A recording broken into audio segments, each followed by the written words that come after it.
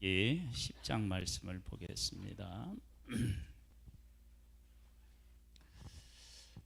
지난주에 그 하나님의 은혜가 있어야 죄도 짓는다라고 하는 그 말씀에 대해서 정확한 이해가 좀 부족하다라고 하는 생각이 있어서 제가 다시 한번 이 문제를 짚고 넘어가겠습니다. 우리가 살아있는 것 하나님의 은혜이죠. 우리가 무엇을 얻거나 누리는 것 하나님의 은혜죠. 그러니까 하나님의 은혜가 없으면 어떻게 돼요? 죽은 거예요, 죽은 거예요.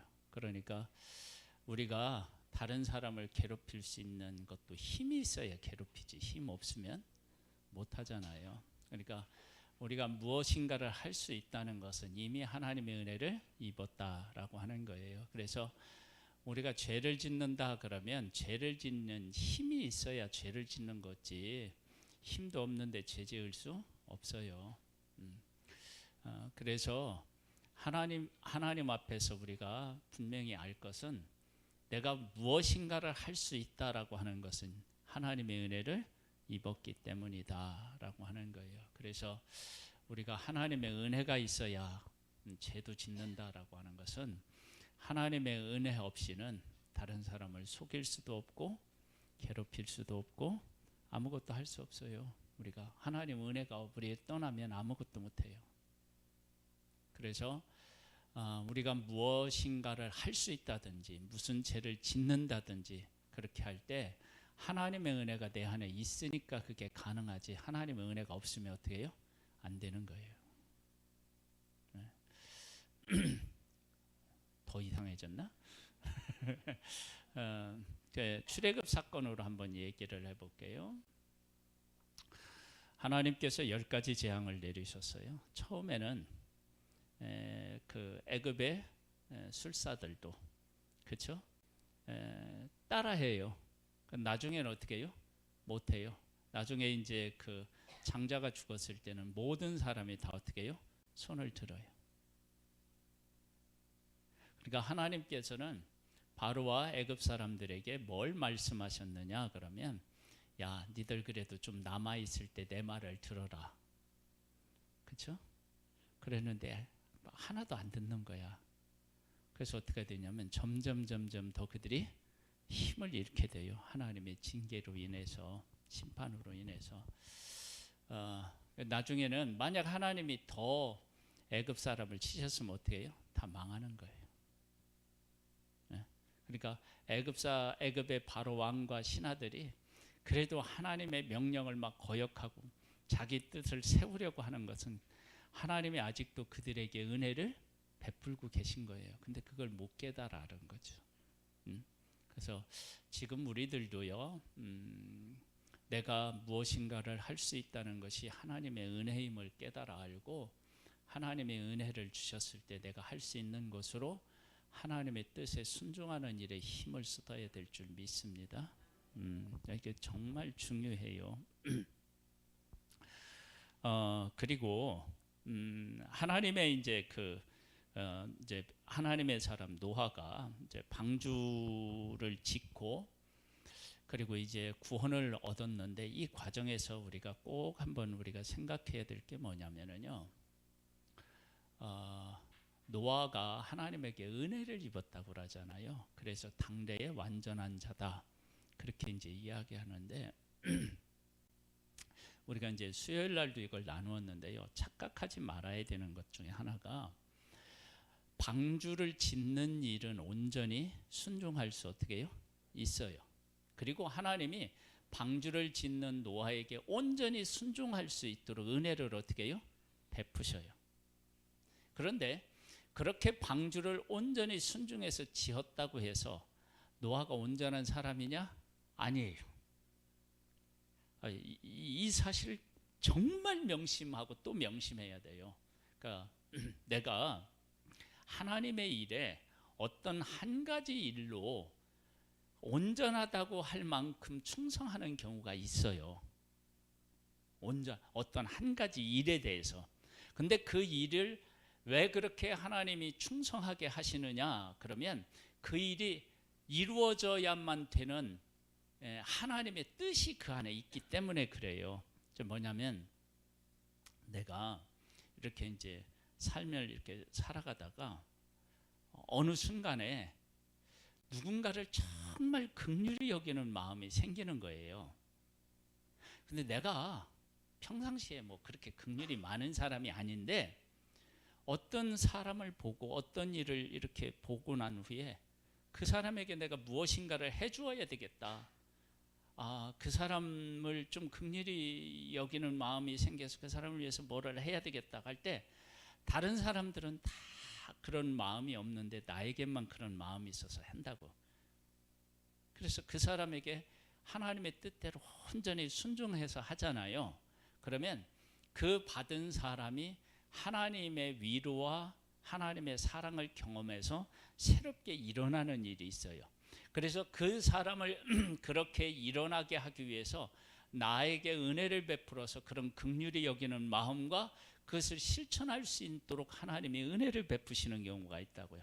그러면 그 사람에 대해 아무도 안 났는데 나 혼자 그 사람에 대해서 그렇게 했다, 그거 대단한 거잖아요. 그런데 그렇게 한 것이 나의 온전한 모습이냐? 아니에요. 절대 그런 거 아니에요. 그래서 우리가 이제 이런 부분에 대해서 때로는 착각할 수가 있어요. 착각해서 어떻게 되냐면 내가 어떤 부분에 대해서 정말 다른 사람하고 비교도 안 될 만큼 열심을 다하고 충성을 다했는데 그것이 나의 전부인 것처럼 착각할 때가 있다고요. 근데 그게 정말 위험한 생각이에요. 그러니까 노아가 방주를 짓는 일은 100% 순종해야 돼요. 왜냐하면 이거에 순종하지 않으면 무슨 일이 생기냐면 온 인류를 구원하시기 위한 하나님의 구원의 계획이 문제가 생긴단 말이에요. 그래서 방주 짓는 일은 노아와 그 7 식구가 다 합해서 방주 짓는 일에는 온전히 헌신해요. 그것이 헌신이 안 되면 문제가 생겨요. 그 다음에. 그래서 하나님께서 그 노아의 식구들이 온전히 헌신할 수 있도록 은혜를 베푸신다고요. 그러면 그렇게 방주를 짓는 일에 온전히 헌신했다고 해서 노아 식구가 하나님 앞에 온전하냐? 아니에요. 그 온전하지 않은 부분에 대한 이야기가 어디에 나오느냐? 그러면요 9장 18절로부터 나와요. 한번 볼게요. 방주에서 나온 노아의 아들들은 셈과 함과 야벳이며 함은 가나안의 아버지라. 노아의 세 아들로부터 사람들이 온 땅에 퍼지니라. 노아가 농사를 시작하여 포도나무를 심었더니 포도주를 마시고 취하여 그 장막 안에서 벌거벗은지라. 벌거벗었다. 그러면 이것은 제정신이 아니었다. 그런 거예요. 그런데 잘 생각해 보세요. 노아가 얼마나 정신을 못 차렸는지. 하나님이 지금 온 땅을 물로 다 심판하셨어요. 그리고 자기들만 남았어요. 그러면 그 상태라면 하나님의 뜻을 따라 살아가는 것과 살지 않는 것이 얼마나 큰 결과를 만들어내는지를 경험했잖아요. 그럼 노아가 정신을 바짝 차리고 하나님의 말씀대로 살려고 정말 몸부림쳐야 할 때가 이때 아니에요. 안 그런가요? 그런데 그렇지 못하고 있어요.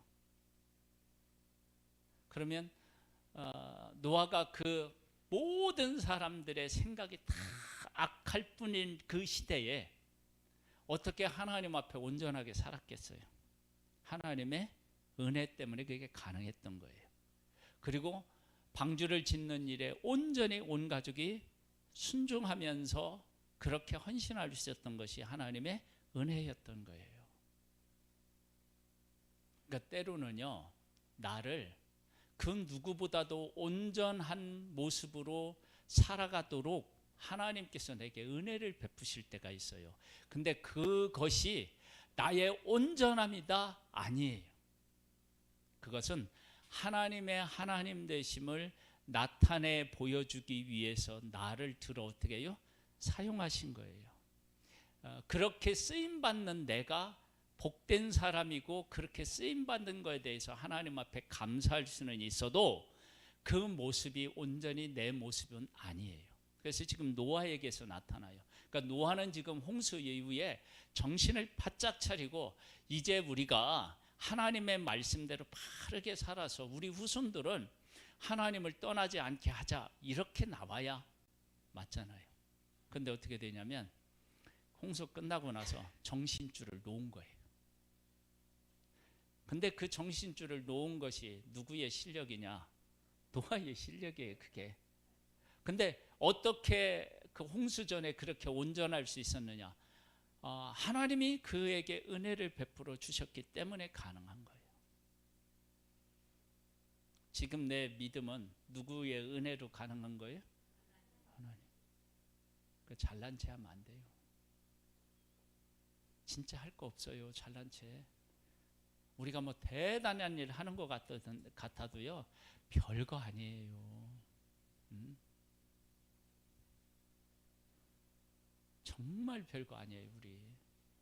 예? 그러니까 뭐 저기 막 크게 막 뭔 일 했다고 의시될 거 하나도 없어.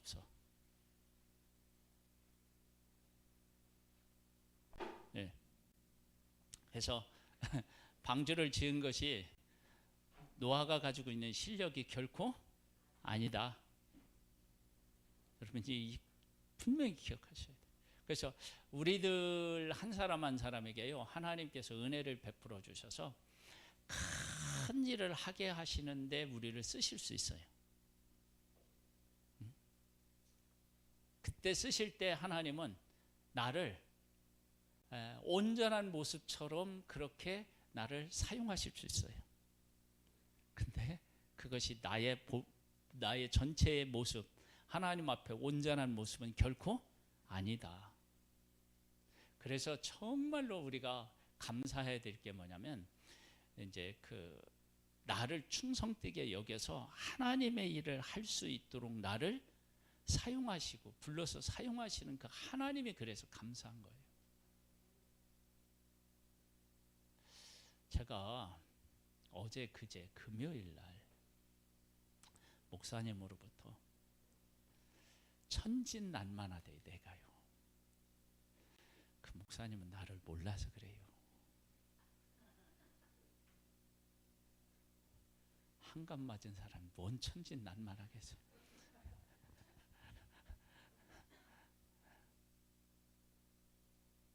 나를 좋게 봐준 얘기이기는 한데 인간이 그렇게 선하지가 않아요. 나는 나를 아는데요.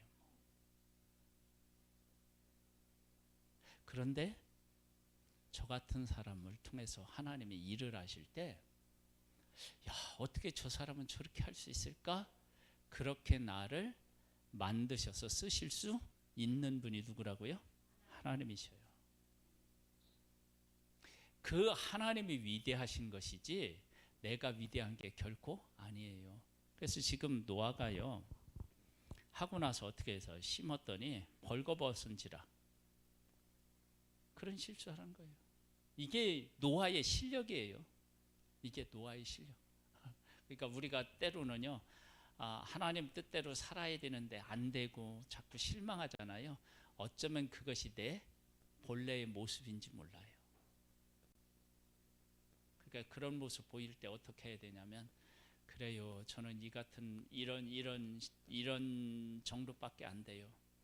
근데 하나님 저에게 은혜를 베풀어 주세요. 이렇게 나와야지 내가 왜 이러냐 하고 막 실망하고 좌절하면요, 누가 틈타요? 마귀가 틈타요. 왜? 어떻게 틈타느냐면 하나님의 은혜와 사랑을 받지 못하도록, 그 앞으로 나아가지 못하도록 만들어요. 그래서 우리는 항상 하나님의 은혜와 사랑을 기억하고 그 은혜와 사랑 앞으로 나아가는 겸손한 자들이 되어야 돼요. 자, 우리 이건 이제 잘 아는 거니까요. 가나안의 아버지 함이 그의 아버지의 하체를 보고 밖으로 나가서 그의 두 형제에게 알림해 셈과 야벳이 옷을 가져다가 자기들의 어깨에 메고 뒷걸음쳐 들어가서 그들의 아버지의 하체를 덮었으며 그들의 얼굴을 돌이켜 그들의 아버지의 하체를 보지 아니하였더라. 함이 그렇게 순종할 수 있었던 게 함의 능력이 아니었어요. 아니었다고요. 그러면 셈과 야벳은 그러면은 온전하냐? 아니에요. 그렇지 않아요. 이 셈하고 야벳의 이 후손들이 바벨탑을 지을 때 이들도 함께 했을까요? 안 했을까요? 했겠죠.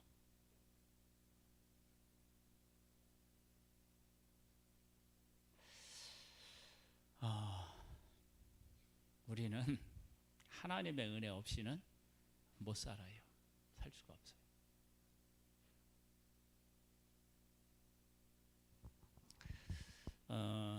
솔로몬의 재판에 대한 말씀을 한번 드려볼게요. 솔로몬이 두 여인이 한 아들을 놓고 싸우잖아요. 서로 자기 아들이라고. 그때 솔로몬의 판결이 뭐죠? 칼을 가져와라. 나누어서 반씩 줘라. 그게 판결이잖아요. 여러분, 이 판결이 둘 다 똑같은 대답을 지금까지 했듯이 똑같이 대답하면 그 다음 어떻게 돼요? 솔로몬은요, 잔인한 왕이 돼요. 여러분 그거 아세요? 네?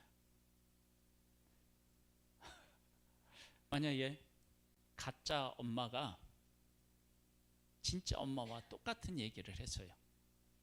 아유 어떻게 저 아무것도 모르는 생명을 바로 나르냐.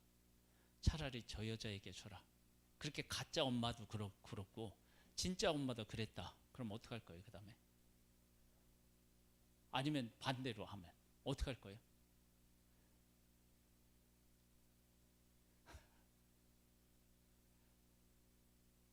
여러분 그렇게 판결을 내렸다.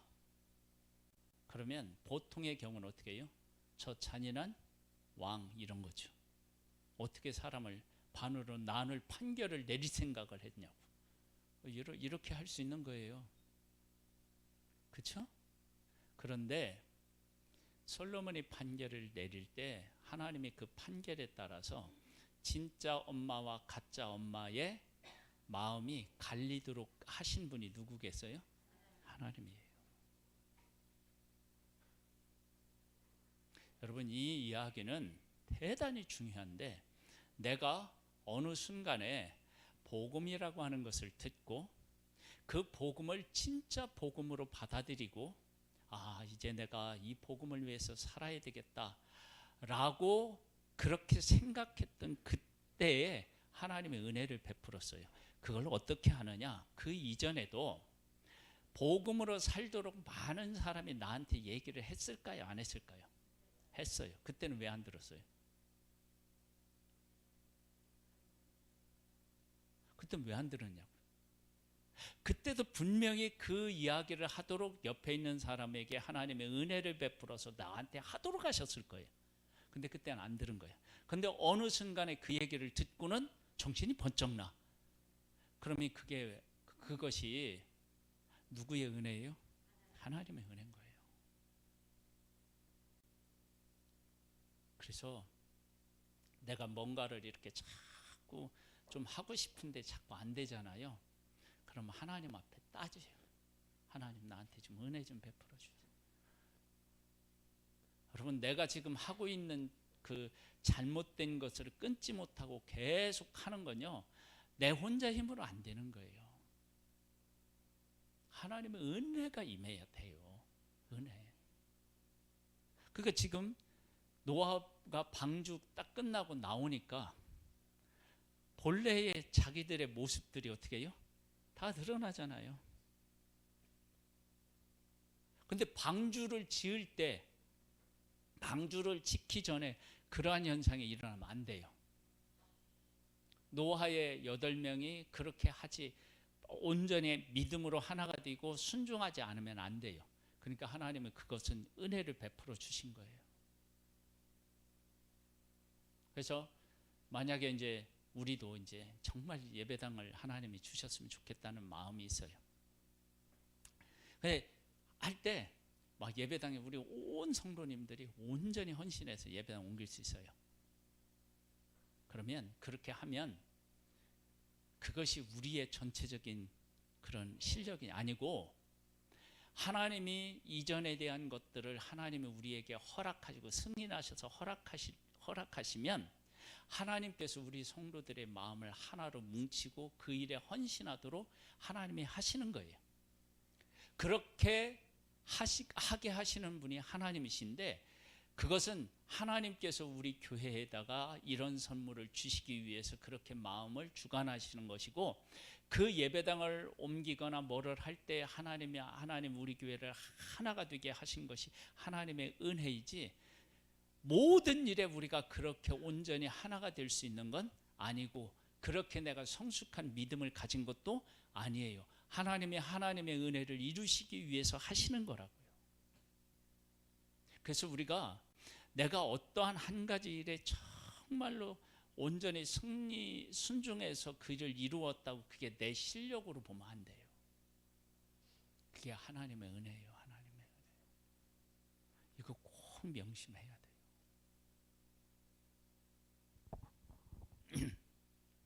그래서 어떤 일이 생기느냐, 여러분, 세상을 심판하고 그리고 8 식구만 남았는데 아버지를 보고 막 형제들에게 얘기하고, 그 다음에 아버지는 아들을 어떻게 해요? 저주해요. 여러분, 너무 슬프지 않아요? 그 어마어마한 방주를 짓고 구원을 받았는데. 그래서 하나님은 아브라함에게 뭐를 하셨어요? 9장에 1절로부터 쭉 보면 뭐를 해요? 언약을 하신 거예요. 언약. 왜? 이렇게 구원해 놓아도 이들 스스로 의롭게 되는 일이 불가능할 테니까 하나님은 뭐예요? 미리 언약을 하신 거예요. 내가 너희들 버리지 않겠다. 그래서 무지개가 뭐라고요? 이들이 죄를 지을 것이 뻔한데 내가 심판하지 않겠다라고 하는 의미예요. 심판은 하나님이 심판하시면 사람의 힘으로 피해갈 수 있다 없다? 못 피해가요. 그걸 뭘로 말씀하셨어요? 물로 세상을 다 덮으니까. 그 막을 수가 없잖아요. 그걸 통해서 할 수 있어요. 그래서 우리가 지혜로운 사람은 어떤 사람이냐면 하나님의 심판을 피할 수 있는 그 길을 하나님으로부터 은혜로 받는 사람이 복 있는 사람인데, 우리는 누구예요? 예수 그리스도로 인하여서 심판을 피해갈 수 있는 은혜를 입은 사람들입니다. 얼마나 감사해요. 그런데 이렇게 큰 은혜를 베풀어 주셨는데 하나님 앞에 예배 드리는데 우리가 정성을 들이지 않으면 어떡하겠어요? 응? 한번 생각해 보세요. 우리가 정신 차려야 돼요. 그래서 한번 볼까요? 24절, 노아가 술이 깨어 그의 작은 아들이 자기에게 행한 일을 알고. 여러분, 이렇게 알았으면 하나님 어떻게 해야 돼요? 아버지면 제가 잘못했습니다, 그래 나와야 되지 않아요? 아니, 여러분은 자식 중에 한 명이 일하면 이놈의 자식 저주를 받아라. 아니, 지금 그러잖아.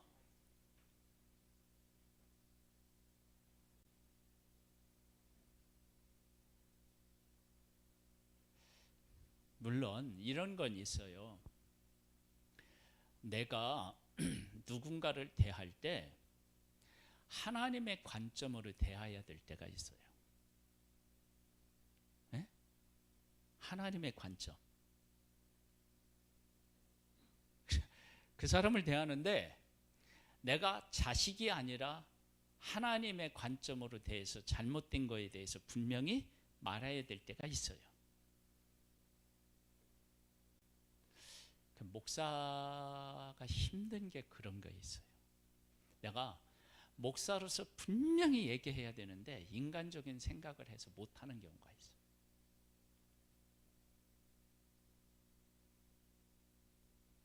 그리고 내가 목사로서 해야 될 일을 하기 싫은데도 할 때가 있는데 못 알아먹어. 대부분은.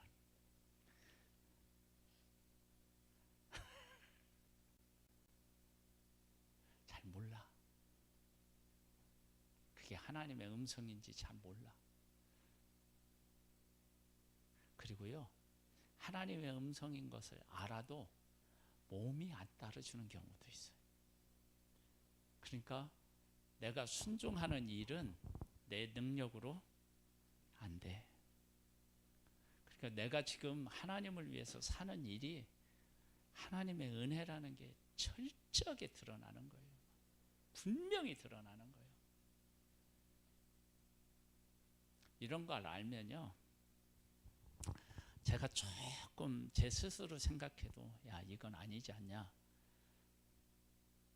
그런 일이 있지 않았겠어요? 그리고 우리 성도님들한테서도 제가 느껴도 그걸 쉽게 넘길 수 있는 거야. 뭐 그렇다고 가볍게 넘기는 건 아니고, 그것을 극복해낼 수 있는 게 뭐냐면 우리는 다, 우리 실력은 다 그렇다는 거예요. 막 특별한 것 같아도요, 특별할 게 없어요. 응? 우리나라의 가장 큰 댐이 어디라고요? 소양강이야? 소양강 댐이 제일 커요? 우리 뭔지 모르겠어. 뭐 팔당댐, 뭐 하여간 뭐 어떤 댐이 뭐 제일 크다고 그래봐요. 세상에 우리 이 지구상에서 가장 큰 댐은 뭐 어디예요? 중국에 있는? 에? 그 무슨 댐이에요 그게? 에.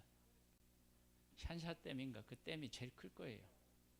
근데 여러분, 그 댐에 있는 물이 다 방류되면 바닷물이 얼마만큼 올라갈까요?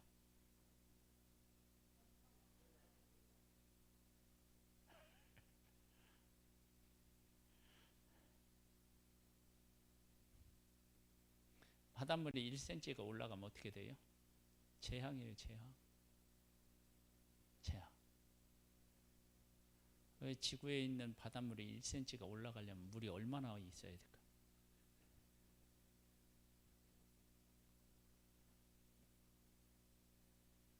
여러분, 우리가 생각할 때는 뭐 샨샤댐이 어마어마하고 그 물이 엄청난 것 같아도 바닷물에 비하면 뭐예요?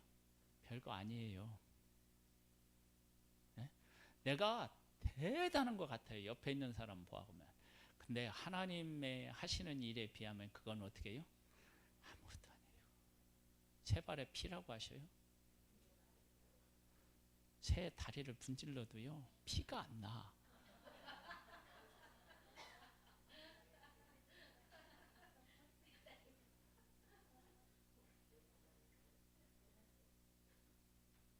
우리는 어디 조금만 베도 피가 나오잖아요.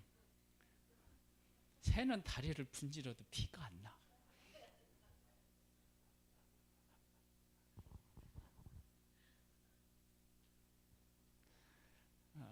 여러분, 우리 그래서 정말 이런 일들을 통해서 나 자신을 정확하게 이해해야 돼요. 나는 별거 아니에요. 진짜 별거 아니에요. 대단한 것 같아도 아무것도 아니에요.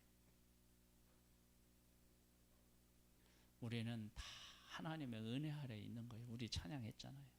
하나님의 은혜 아래에 있네. 네?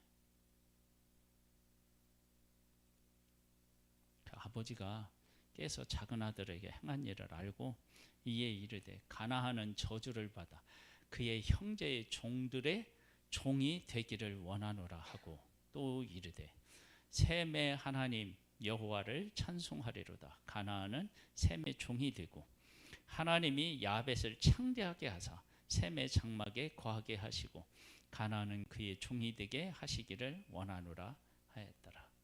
그러면 이것이 하나님께서 노아를 통해서 그렇게 아들들에게 하라고 하셨다. 그러면 이건 어쩔 수 없는 일이에요. 내가 어떻게 할 수가 없어요.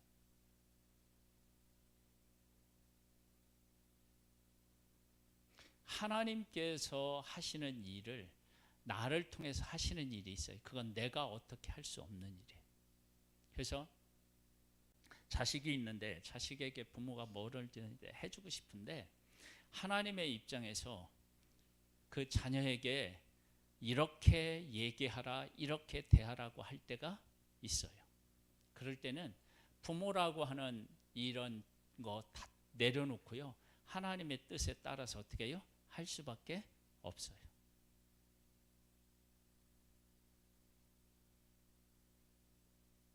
하나님의 뜻을 우리가 거스릴 순 없어요. 그러면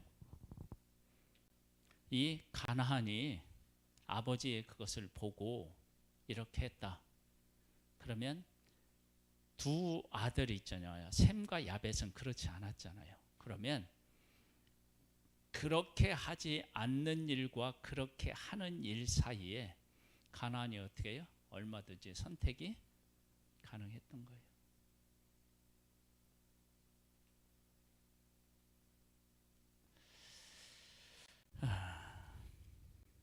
홍수 후에 노아가 350년을 살았고 그의 나이가 950세가 되어 죽었더라. 오래도 살았어요. 그래요? 내가 950까지 살려면 얼마나 더 살아야 돼?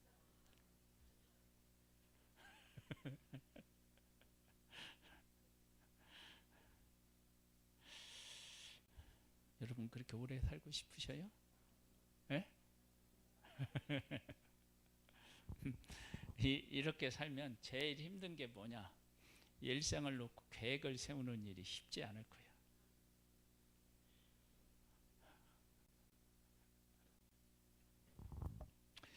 그렇게 오렇게 살아도 하늘에서 영원한 삶에 비하면 아무것도 아니죠. 그 다음에 이제 10장으로 가면 노아의 아들 셈, 함, 야벳의 족보는 이러하니라. 홍수에 그들이 아들들을 낳았으니 야벳의 아들은 고멜과 마곡과 마대와 야환과 두발과 메섹과 디라스요. 이렇게 해서 이제 이들이 자녀들을 낳고 각 족속을 이루는 일에 대한 것들이 쭉 기록되어 있어요. 그래서 15절에 보면 이렇게 나와요. 가나안은 장자 시돈과 헷을 낳고 또 여부스 족속과 아모리 족속과 기르가스 족속과 히히 족속과 알가 족속과 신 족속과 이렇게 나와요. 아르왓 족속과 이렇게 나와요. 이들은 나중에 어디에 살아요? 약속의 땅에 살잖아요. 그렇죠? 그런데 약속의 땅에 사는데 이들이 어떻게 돼요? 나중에 이제 쫓겨나고 정복당하고 그러잖아요. 그렇죠? 하나님 여기에서 우리가 알 수 있는 게 뭐냐면 하나님은 생육하고 번성할 땅에 충만하라고 하는 하나님의 약속을 어떻게 해요? 지켰어요. 지켰는데 이 노아의 아들들 중에서 하나님의 말씀대로 제대로 살지 못하는 아들들이 있는 거예요. 아들이 있는 거예요. 그리고 11장에 가보면 이제 바벨탑을 쌓는 얘기가 나오는데 그때 보면 뭐냐면 다 한 가지로 치우쳐서 뭐를 해요? 악을 꾀하는 거예요. 그런데 하나님은 하나님이 약속하신 대로 생육하고 번성하여 땅에 충만하라고 하시는 그 약속을 어떻게 해요? 지키셨어요. 문제는 누구예요? 노아와 그 후손들이 안 지키는 게 문제예요. 여러분 하나님은 지금도 우리들에게 약속한 건 어떻게 해요? 지키셔요. 문제는 어디에 있느냐면 내가 안 지키는 거예요. 우리 교회에 대한 하나님의 약속은 어떻게 해요? 지키셔요. 근데 문제는 뭐예요? 우리가 지키느냐 안 지키느냐. 지금 생육하고 번성하라고 했는데 이들에게 다 생육하고 번성할 수 있도록 하나님이 하시잖아요. 한번 이제 오늘 얘기를 정리해 보겠습니다.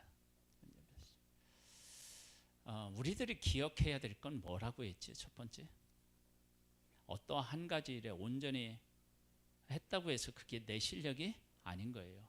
하나님의 뜻을 이루기 위해서 내가 쓰임 받은 거에 불과한 거예요. 내 실력 아니에요. 정말 내 실력 아니에요. 제가 얘기하잖아요. 어느 교회가 교회 예배당을 건축하는데 예배당을 건축해야 되겠다는 마음이 생기는데 아무리 생각해봐도 돈을 낼 사람이 없더라는 거야. 다 가난해서. 하나님 앞에 기도했더니 하나님이 그 목사님한테 뭐라 했냐면 걱정하지 말라. 그 성도들이 다 숨겨놓은 돈 다 있으니까 걱정하지 말라. 하나님은 다 아시는 거야. 이제 통장 개인적으로 이렇게. 목사는 몰라요. 통장에 몇 개가 있는지, 뭐 어느 그 은행하고 뭐 주거래은행을 하고 있는지 저는 몰라요. 근데 하나님은 다 아시는 거야. 그냥 걱정하지 마라. 다 있으니까 걱정. 근데 정말로 예배당을 이렇게 건축하는데 성도들이 다 내두래.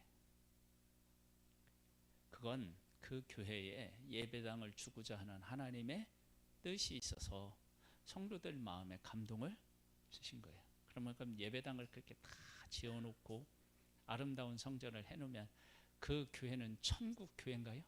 아니에요. 아니야. 그 안에서 어떻게 해요? 미워하고 시기하고 질투하고 편가르고 다 있어. 근데 어떻게 그 일에 대해서는 그렇게 하나가 되죠? 하나님이 일하실 땐 그런 거예요. 그러니까 이거 꼭 명심하셔야 돼요. 내가 어느 것에 분명히 순종했다고 해서 그것이 내 신앙의 전부가 아니에요. 착각하면 안 돼요. 하나님의 뜻을 이루기 위해서 우리를 쓰시거나 나를 쓰시거나 우리 가정을 쓰시거나 그렇게 하신 거예요. 근데 우리 교회에도요, 그런 하나님의 역사가 있기를 바라요. 어떤 일을 하든 그 일에 그렇게 하나가 되는 거. 그렇게 하나가 되는 일을 경험하면요, 경험하지 않은 것하고는 어떻게 해요? 달라. 그래도 달라요. 그리고 하나님께서는 노아와 그 아들들에게 허락하신 그러한 은혜를 베푸셔요. 그런데 그들이 그 은혜를 제대로 사용하거나 관리가 안 돼. 그래서 하나님께서 무엇을 먼저 하신 거예요? 언약을 하신 거예요. 노아 홍수 후에 제일 먼저 하신 일이 뭐냐면 언약 세우는 일이에요. 왜? 그 언약이 없으면 이스라엘 하나님께서 또 그들을 어떻게 해요? 심판하셔야 되니까. 사람은 하나님의 심판을 막을 길이 없습니다. 하나님이 안 하셔야 돼요. 그래서 물로 안 하시겠다고 하신 거예요. 노아 홍수 이후에도 물로 심판받을 일들은 있다는 거예요. 왜냐하면 안 하시겠다고 말씀하시는 것은 그런 일이 있을 것이기 때문에 안 하신다고 하신 거 아니에요. 만약에 그런 일이 없다고 그러면 어떻게 해요? 그건 얘기할 필요가 없죠. 그런데 왜 망하지 않았느냐? 하나님이 약속하셨기 때문에요. 근데 지금 우리들 가운데 자연재해로 죽는 사람이 있다. 그러면 그것은 홍수로 인해 죽은 사람이 있어요. 있어요. 그럼 왜 그런 일이 있느냐? 그것은 하나님의 심판이 우리 가운데 여전히 있다는 것을 깨우치기 위한 거예요. 그래서 우리가 정신을 차리고 하나님의 뜻 안에서 바르게 살고 하나님이 하시는 일에 내가 쓰임받고 우리 가정이 쓰임받고 또 우리 교회가 쓰임받는 한국 교회가 쓰임받는 그런 귀한 은혜를 입어야 될 줄 믿습니다. 이것을 여러분들이 이렇게 하나님 앞에 은혜로 구하면서 우리의 삶이 하나님 안에서 복되기를 주님의 이름으로 축복합니다. 할렐루야. 하나님 아버지 감사합니다. 하나님의 은혜를 구합니다. 하나님 은혜의 은혜로 하나님의 뜻을 이루어 가실 때 우리가 사용되기를 쓰임받기를 소망합니다. 지금은 우리 주 예수 그리스도의 은혜와 하나님 아버지의 독생자를 보내주신 그 크신 사랑하심과 성령님의 감동, 감화, 인도, 승리케 하시는 은혜가 오후 예배를 드리는 사랑하는 성도들 위해 이제로부터 영원토록 함께 있을지어다. 아멘.